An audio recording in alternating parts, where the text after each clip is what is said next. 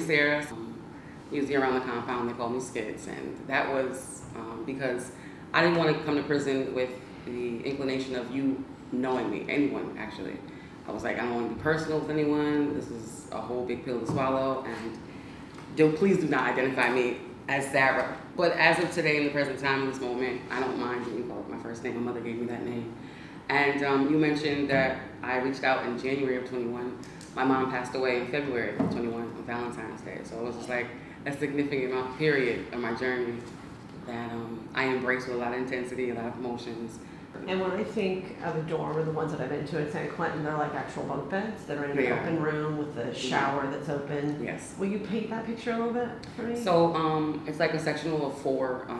If you step into the unit, the bathroom setting is maybe 8 feet from the door as soon as you walk in. The curtain is right there. And there's 6 showers to be utilized. There's 1 handicap. And the rest are like, down in a row as if it's a locker room type. It's like a visual. I'm interested in is tell me about your own personal space.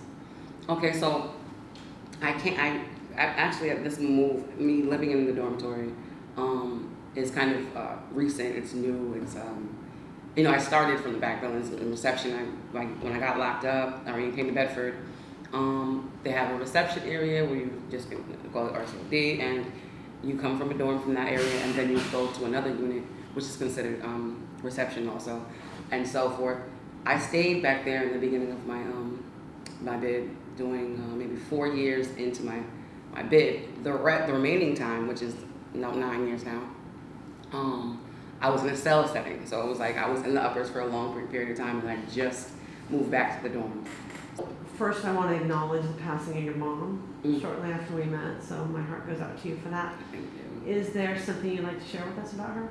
So, so all my life, she was a more sophisticated, stoic type of woman. She wouldn't have to be loud or speak anything really. It's just her presence alone demanded attention and respect. You wouldn't second guess it. And I'm not talking about just in my child perspective or her daughter's perspective. I'm speaking of everyone else around her. She installed in me a type of quality of how to carry myself as a woman. And even though I could be animated or rambunctious, even obnoxiously loud at moments, she used to chastise me in a way, like she would be so stern, like, we're not gonna do that.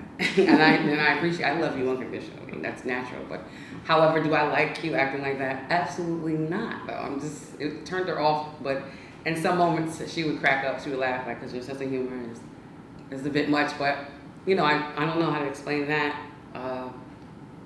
Her love, unconditionally so, that I didn't know how much of an impact that I've caused during my teenage years, or that rebellion stage of me wanting to be on my own or growing up and sophisticated or independently.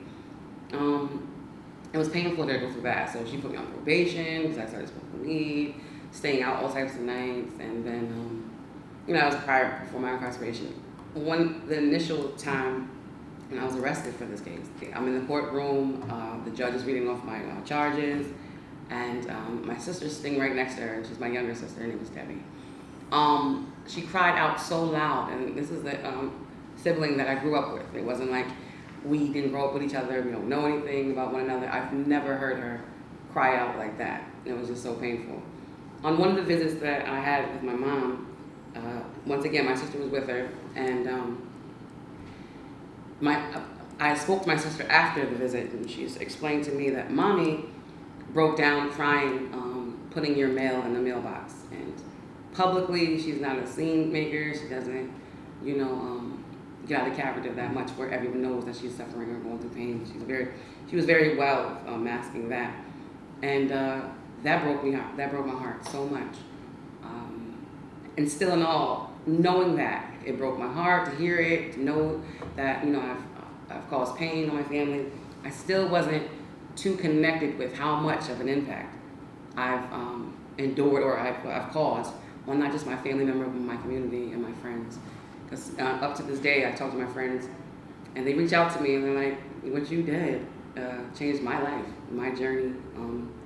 You know, I've got married, I've had kids, but it's so significant for me to do what I did to get myself here, and I still wasn't, connected emotionally, like almost on the brinks of being, labeled as a sociopath, if I can use that, because, the emotional connection there is just like, it was woe is me, like, why am I going through this, or feeling sorry for myself, or, life was so bad, it was so terrible, and everything else. But at the same time, today I can say I can take initiative to understand the fact that, yeah, you are part of the situation. Like, acknowledge that I'm not going to be in denial for the rest of my life. I'm going to carry my shame and guilt, but actually grow through it and blossom with confidence. Because, it hurts to carry that, to be aware, like, Sarah, you made the wrong move, period. Mistake or not, you really, chose to be selfish for a long time. Another thing about my mom, she came to one of my visits, and I started getting misty-eyed and emotional a little bit. She was like, please don't do that. And I complained about what my son was wearing. I think he was about 3 or 4 at the time, and he had a pair of corduroys on. And I was like, I would never have my child wearing anything like that. And then my son was 3 or 4, so he didn't really care about his apparel, how he looked, or anything else, though. But that's when I started crying, boom, boom, like, I would never do nothing like that. So she was like, you're still vain, thinking that, we're not suffering or going through whatever we're going through. And you're worried about how your child is dressed. We took 2.5 hours to get here.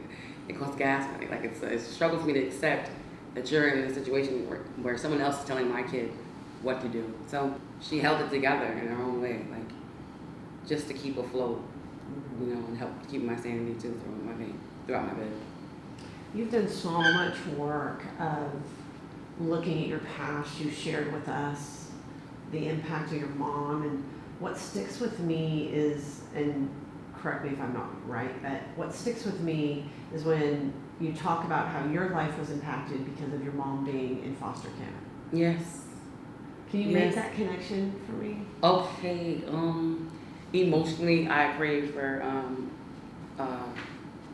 the Huxtable look. Like, that family was like it, even though they looked like they were a mixed family with, their own issues and things like that. So I wanted my mother to, because she had the same kind of qualities. It was like she was that woman to actually take care of her family. However, there were certain emotional things that I wanted to connect or actually have her be aware of. Like, I wanted that relationship so bad that she couldn't give it to me like that, though, because emotionally she didn't have it.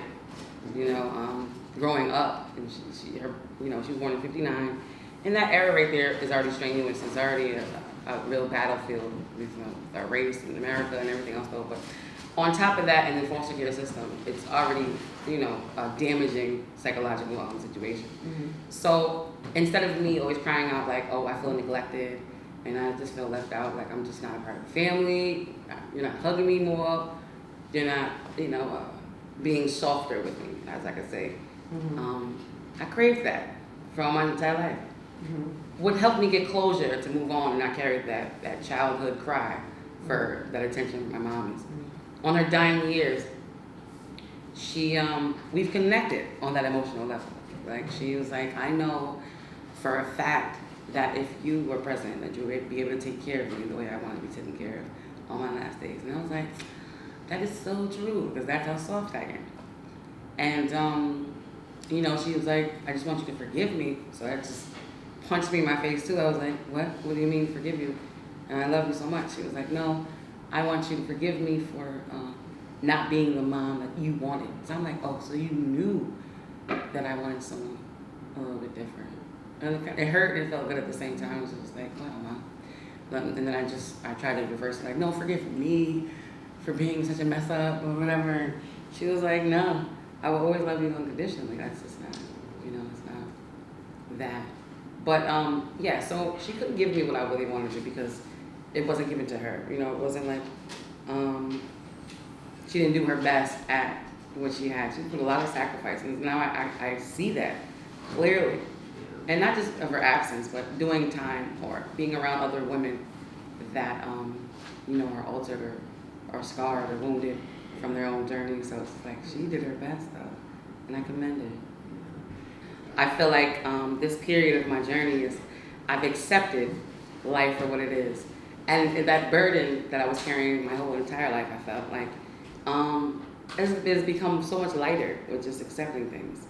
You know, it seems like when I get in the way of what my plans are, what my goals or my aspirations, I'm in the way. So it bothers me if it doesn't work out a certain type of way, or a mannerism of how fast it happens, or if it's declined in that direction, or whatever. I just feel like if I remove myself and my thoughts of either negativity or frustration, it becomes a burden. It becomes so heavy, and just like it keeps me stuck in this emotion.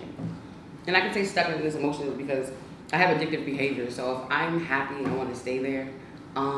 If I'm angry, I want to stay there too. It's just like that emotional rush that I found myself getting into a lot, and just going with the flow. It just makes it more easier, you know. What I'm still working on is my rebuttal towards everything, like especially if it's sarcasm towards me, if it's not being taken seriously. I'm still nimble with my tongue, like I still would have some type of say-so, like a backdrop. Like, yes, you did say this to me, and I feel a little bit offended or a little moved. I'm gonna respond to it. So that is characteristics I really am now really aware that I don't really care for. Like that's the one character characteristic I just don't feel like having when I'm 70 years old. You know, I just don't want to be stuck with that. And how I keep my sanity, for the most part, is my son. He's 14 years old, and at this age is a tender spot where he's a young man, he's not a child, so he's in the mix of, like, please take me seriously. And I encourage that. I want him to be confident. I don't want him to be a 25-year-old or a 26-year-old with a lack of confidence. And I encourage that whatsoever. I encourage the fact that he's on a team, and that builds up characteristics that I need him to have socially, independently, leadership-wise, just so he can have that as, you know, a skill at being an adult and everything else. Also, he encourages me because I speak to him regularly, every day actually. You know, I remember one time we were speaking. I think he was like 9, and I'm like, so does it matter if I call you? And he was like, yes. I want to hear you. I want to hear from you. And I didn't know, once again, I wasn't aware that my connection with my child, like, he actually cared about that. Like, I know you're a kid, and I thought maybe just once or twice a week you were okay, at least knowing that I'm thinking about you. Or at that age, I didn't think it really mattered. And I'm being honest when I say that. So when he was like, no, it matters. I want you to call me every day. I need to hear from you. Can you tell me really quickly what this process or Human San Quentin has done for you? Oh, so it actually solidified my opportunity of being open. I mentioned earlier in our interview that this skill of me actually communicating about any thing that I'm going through, emotionally, physically, or anything, just being honest, that helped it, that like solidified my thought process. Like, I can though, I don't mind doing it. It actually feels good. Instead of carrying that weight as if I'm really ashamed of, you know, my struggles in life, or where I'm at now in the present, or, you know, the evolution of actually my change that I want so bad. It's not like me just speaking, oh, I want to change, or I want to do this, I want to do that. I'm actually actively doing it. So it's just like, you gave me an outlet. This program gave me an outlet, like, yes, Sarah, I mean, this is what you're going to do. Like, you're going to talk about it now. I mean, you're going to talk about it later in life. It doesn't matter. As long as I help somebody feel all right with their pain and suffering. Like, you're not the only one, or, you know, giving back to my society from within already. Like, I just feel like that's my calling. You know what I'm saying? Like, that's my purpose in life. Since I cannot be a nurse where I was going to school for, Yeah. I still can soothe someone's soul as being a human being. So I just love that. High five, my friend. Thank you.